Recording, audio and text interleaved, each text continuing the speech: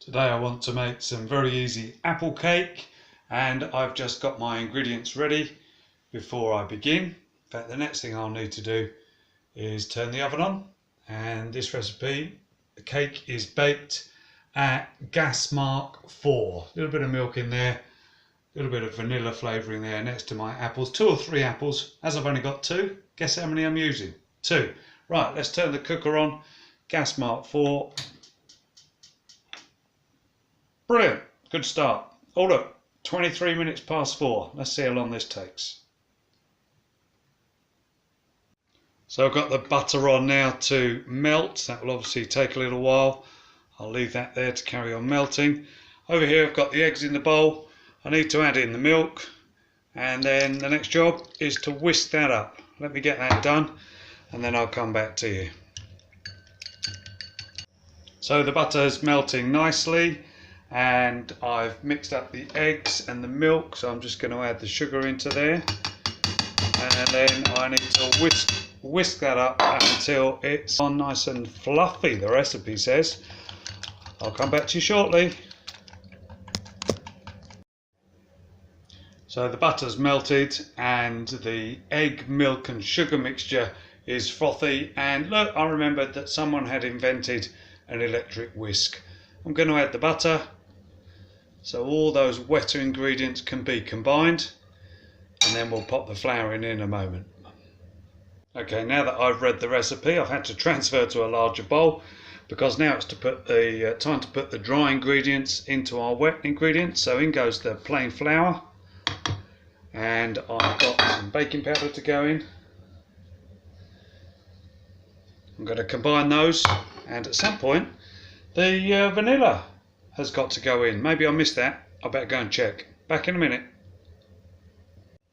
So I've stirred in the dry ingredients, had a quick check, and I think really the vanilla extract should have gone in, or vanilla flavouring should have gone in with the wet ingredients earlier on. But there's a capful in there now. Maybe that's technically a teaspoon, probably a little bit less.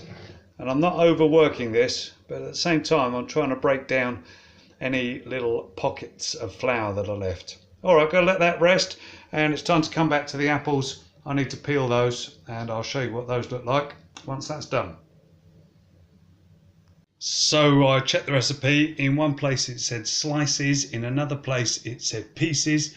So I've gone for pieces. I've quartered the apple.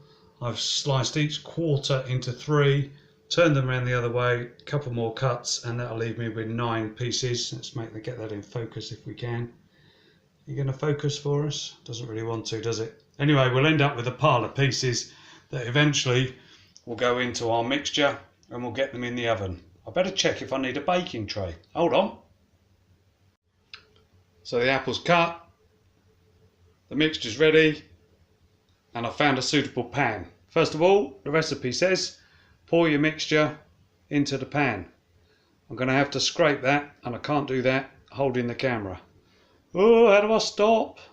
Don't drip down the side. I'll do that when you're not looking. And then it says get as many apple pieces in as you can. Shouldn't be too difficult. I'll get them all in. I'll show you when I've scraped the bowl and put all the apple in, and then we'll pop it into the oven. Time check. So I've put all the pieces from both of the apples on top of the mixture. I've actually then just pushed it down with a spoon so that it's not too exposed, but I'm actually expecting the mixture to rise up around the apple and encapsulate it. Who knows? It's 1:45. I need to, whoops, that's the wrong oven. I need to make a note of that. 50 minutes. So that will take me to 25 to. 1:45, 50 minutes, gas mark 4. Fantastic. Now, just before we do the big reveal and see how it's going, just want to thank you very much for subscribing, liking the videos and sharing the videos. And I'd love to know if you've had a go, and if you do manage to have a go, take a photo and see if you can pop it in the comments for me. That'd be fantastic. Alright, well, just 50 minutes and I'll be back to show you the results. I'll get to taste it, you won't.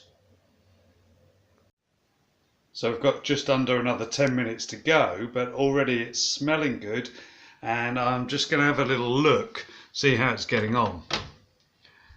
Yeah, it's looking really good, and it's looking quite dark, so I'm just going to poke it with a clean knife and see how the knife comes out. If the knife comes out clean, then it gives me an indication that it's cooked, and if there's anything sticking to the knife, then it needs a bit longer.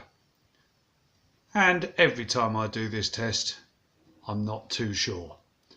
It's not burnt, so it can certainly go on for a few more minutes. I've let quite enough heat out. I suppose the conclusion is keep a close eye on it. So I'll come back in a couple of minutes. So after 45 minutes, it looks done. The knife was pretty clean. I think it's getting dark on the outside, so I'm going to take it out and bring it up onto my cooling rack. Let's turn the oven off.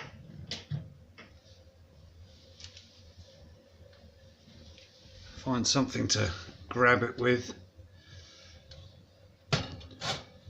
Come on. Oh yes, super. Up it comes. I'll get that onto the rack, I'll let it cool down, slice it up and show that to you. Please have a go. Don't forget to subscribe. Well, it's out and it's cooling, and I think we all know that this is a really difficult part when you have to wait for it to cool down before you can eat it. Looks pretty good. All that apple content means it's not holding together brilliantly. I can see it's just beginning to come apart a little in places, but that's going to be delicious. I guess it could be eaten warm. You certainly could add some ice cream to that. Be absolutely superb.